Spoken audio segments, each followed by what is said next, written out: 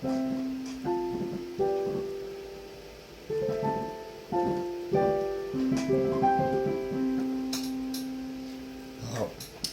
today's day 2 of me practicing Orange Dawn and other things, but mainly this video is going to be about Orange Dawn. Cool, so I was practicing the first part some more, and I'm actually going to change some of the, well, just one of the fingerings really that I was using earlier. So what I'm going to do is I'm going to leave this in sharp, but maybe I'll play from the piano source, that way I don't have to look down. But what I was doing for the G sharp was what was written, which is pretty much everything down. Both the low C sharp and low C are down, and then pinky here. And let's say you play your G sharp as indicated in the score. So I'm actually, I kind of remember this after I remembered how to do the A harmonic and B harmonic like this. You can do the G sharp harmonic without this pinky, and if you just do the low C sharp, you can get that G sharp harmonic as well. Now the response is a little harder to control, but I think sound-wise it has that more mysterious, enigmatic sound, which is what the performance notes were saying the sound should be. So like here's normal G sharp. Here's the fingering suggested. And then here's the fingering I'm going to use. Which, as you can tell, response-wise, it takes a little more skill.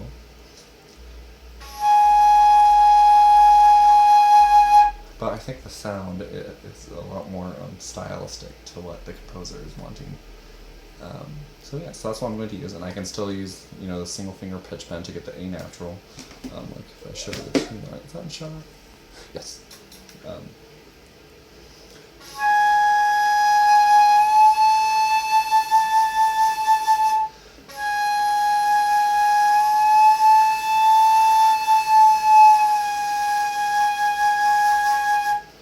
So I can still use, I'm still using the single finger, because if I use both fingers, that A natural just goes way too sharp. You can maybe do both of them just like slightly, but if you do it all the way, that A natural will be really sharp. It won't be quite in tune. So that if I do it all the way, this is what that would sound like.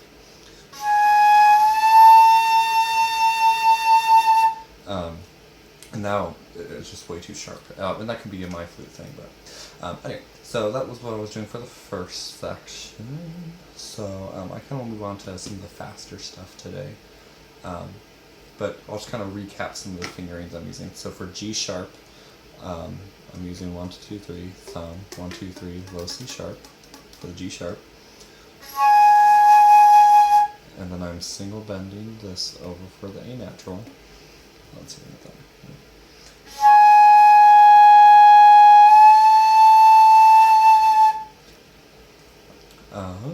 And then for the C sharp, I'm doing the same thing for the C sharp. So that's kind of cool. So this fingering is both the C sharp and the G sharp.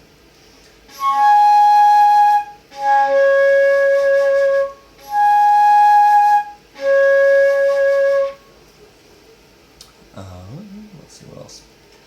For the B natural, the higher B natural, I'm using what the finger would be E natural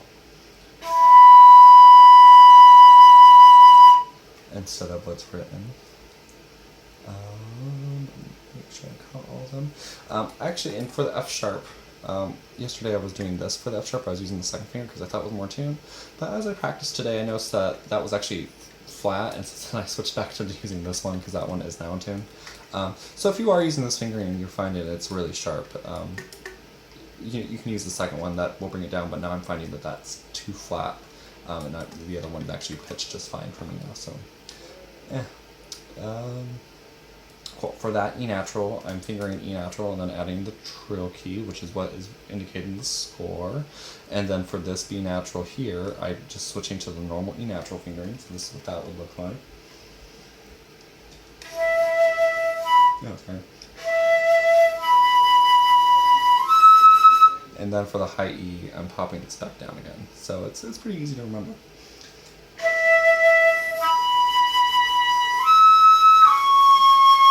And then for that C sharp as well, I'm going back to the normal C sharp. For that, I'm just doing the normal D and bending up to the E.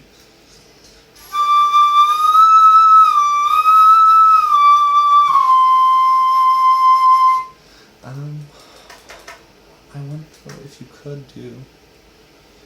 I think the only issue is you can't really do the timbre trill if you switch the fingering, or you'd have to figure out a way to do it, but you could do...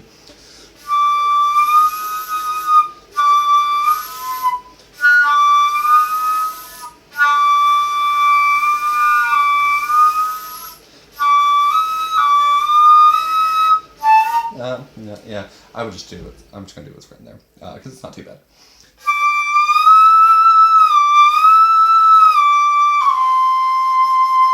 And then for that C natural there, I'm just using the low C natural fingering and then popping it up 2 octaves. Which to me, it has that sound a lot more than the suggested fingering, which is this. Which is actually flat. And then for that D natural, instead of doing the normal A, for the A natural, instead of doing the normal A, I'm fingering the low D natural and popping it up an octave and a fifth. And then to bend to the B natural, I'm doing this.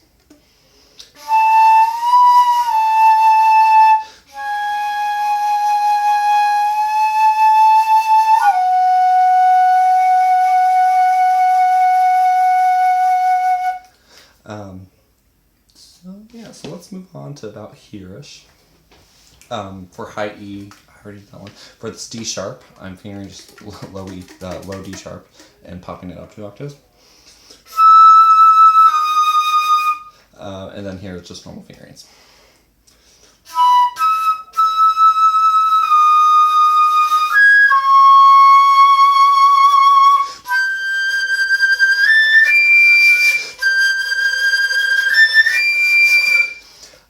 So for high D, I Googled many a fingering and kind of just came to the result that 3, thumb, 1, 2, low C sharp and low C. And I asked my old flute teacher about this too, what the best fingering would be. This would be the best for the tone and response.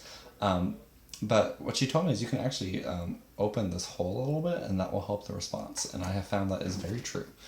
So like, I don't know if you can really tell from the sound, but here's this with the hole closed. And then if I open it just a little bit, not all the way,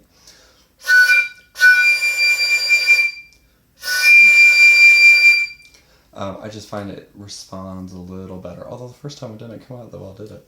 I think another trick to getting that D to come out too is on that A natural. You want to kind of crescendo a lot and increase your air support and your air speed just a little bit on that A natural, so it's really all there for the D.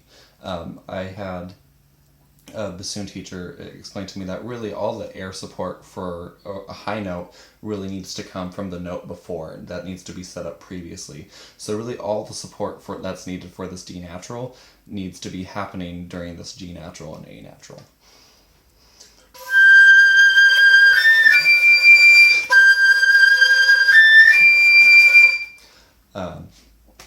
So that's my 2 cents on that. So let's go on to the fast section of this, which I've practiced a little bit. So I think the first way you'd want to start practicing this is out of rhythm, not necessarily out of rhythm, but out of tempo. So if we look at, based off the flags here, these are 32nd notes, and this would be 64th notes, and it's return to 32nd notes. So similar to how 8th notes are twice as fast as a quarter note, that's how I would first practice this section. Is this would be 1 speed, and then when you get to this set here, that should be twice as fast.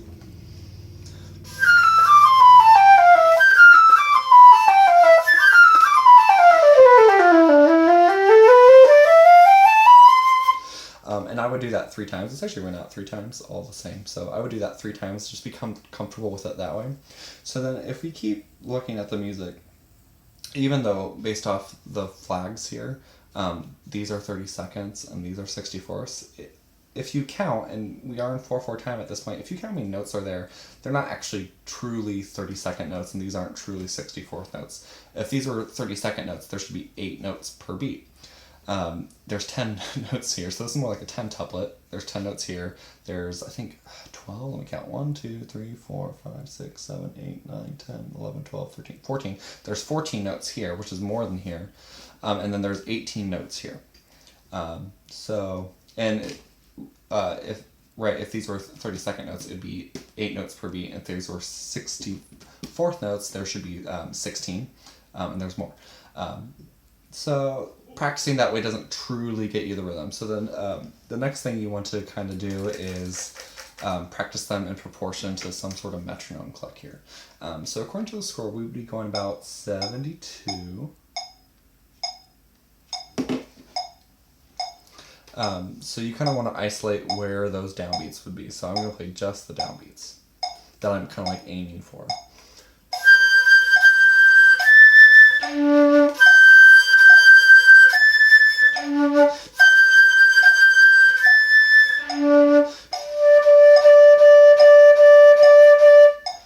So those are kind of like the notes, the beats you're aiming for. So then you kind of want to evenly get all 10 of those notes then to the next beat.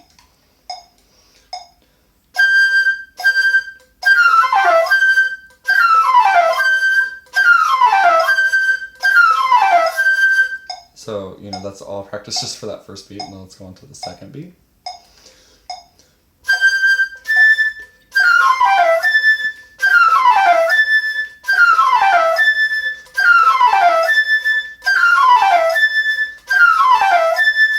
And then we're going to go from here to here.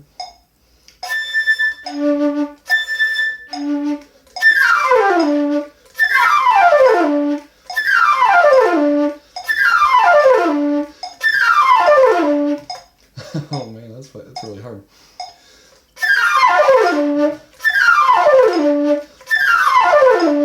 And then you go from here to the next beat.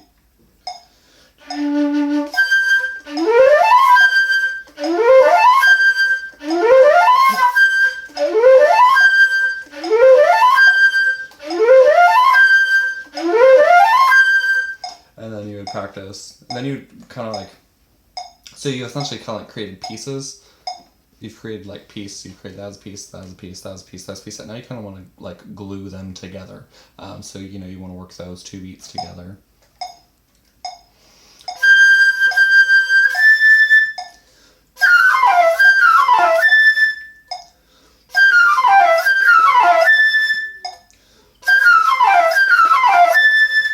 And then you'd want to glue these together.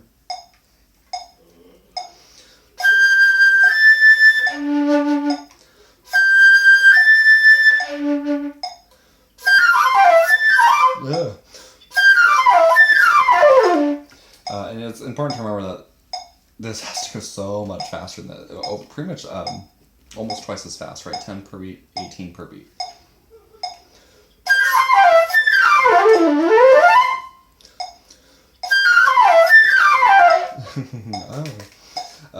The break is what I'm finding is really hard, is once I get to that D natural, getting the rest in.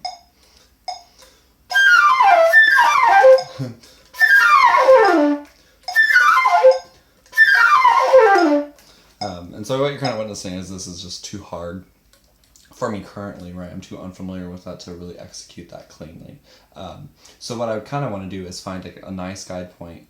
So it's that D natural in the middle that's kind of throwing me off a little bit. So I'm going to practice this wrong in halves essentially. So I'm going to practice from that A to that D, then to the low D.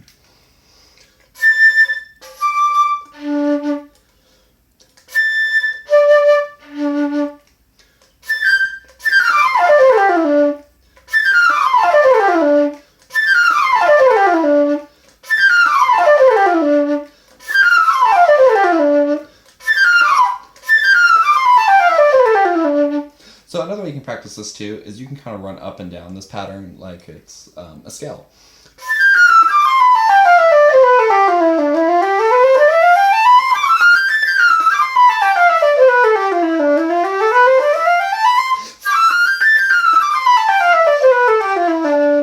And then the other thing you can do is you can practice it with different rhythms. So you can practice with strong rhythm and then weak rhythm.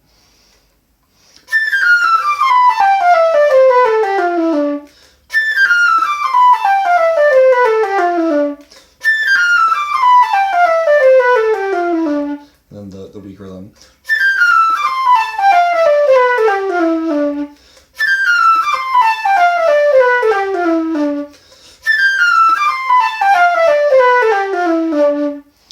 And then you can practice it like it's a tonguing exercise, so you can single tongue.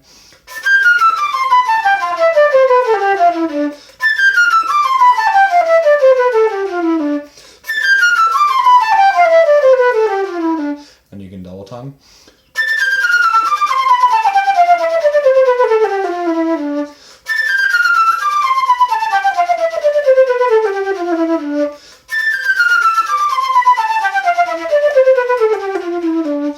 And then you can triple tongue.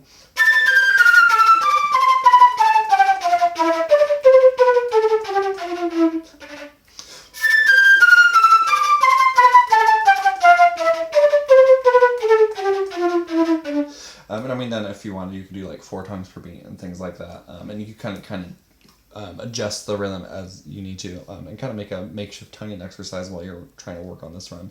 And then you can go back and kind of check where you're at with it, right?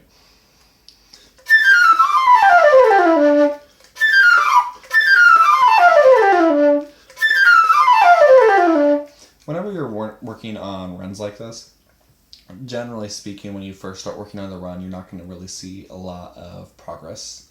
Your first 1 or 2 practice sessions with this particular section, at least for me. And the reason is your brain takes time to process information. So, working on it is a good thing, but like my brain's not going to really process exactly what I want to do and what I need to do to play this the way I want it to, probably until after I get some sleep. And then that information I'm trying to learn is then going to be transferred to my long-term memory. So it's just going to take a little bit of time for me to really process. However, practicing with those different rhythms and different tonguing articulations and even the different chunks will help me to process that faster and make it more efficient for me to learn. Maybe even more so too than just practicing it slow, and then speeding it up. Not that that's a bad way to practice. It's not the only way that you should be trying to learn stuff like this. But anyway, so let's kind of keep going. So these are all the same. Dynamics are different, but note-wise and finger-wise, they're all going to be the same. And then there's this section here. So let's get the metronome going. And so, looking at the score, it looks to me like the composer is trying to emphasize that kind of 8th note rhythm. 1 and 2 and 3 and 4 and on the D natural. And there's that decrescendo going on.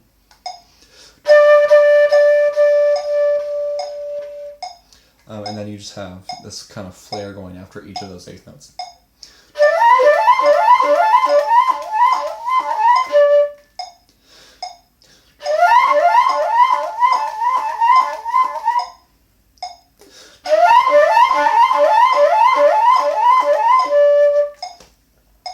So that's not too hard. It doesn't really go over a break. It starts kind of like on what I would call the break, between the, that break.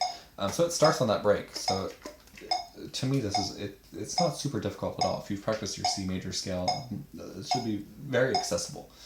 So just kind of getting that da da da da to kind of come out as the melody is, I think, the tricky part.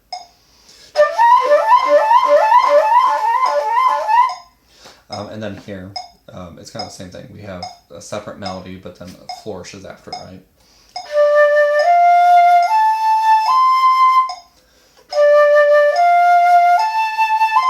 And then the flourishes.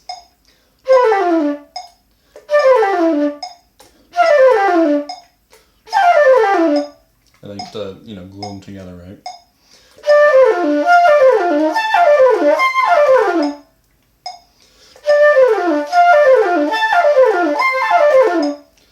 And then you'll notice too, even though these are 30-second notes, that's not, there's, this one's actually kind of okay, if you kind of counted that as one as well. That one would be okay. And then, not, there's too many notes there, too many notes there, too many notes there. So really, I think another way this could have been written was, a lot of these melodic notes could have just been normal notes, and then all this 32nd and 64th could have been written as, pickup grace notes to it, which I think would make it just a little harder to read. So I think that's maybe why it's not written like that, and to kind of get the idea of melody versus what should be like the accompaniment. I think it helps to bring that out. I'm not really sure if this bottom part is in shot. Let me see. Yeah, it's a little bit here. Let me smooth the camera just a little bit. Cool. So yeah, so here, let me try to play through this. I'm actually going to turn the metronome off. You can play with the tempo a little bit, I think, but the accompanist just has straight 16th notes during this, so I don't think it's too wise to do anything that's too unfollowable.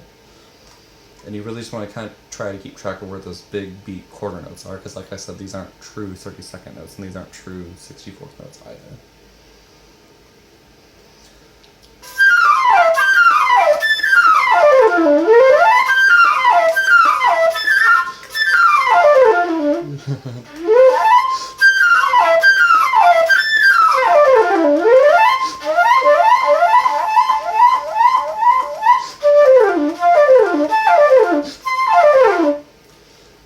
So certainly, I feel that this is much easier, and this is so much harder. And this is kind of like deceptively hard, but it's just gonna take time.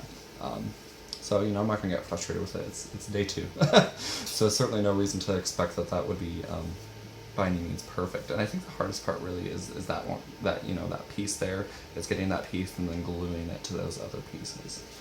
So let's see, what time am I at? Oh, I'm at 21 minutes. Okay, so I think I'll include this next section and how I would practice it in the next video.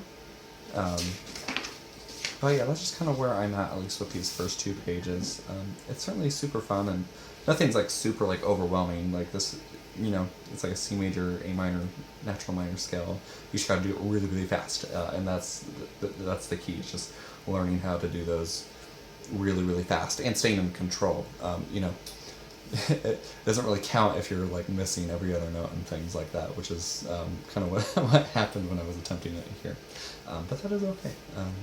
Learning music is certainly a process.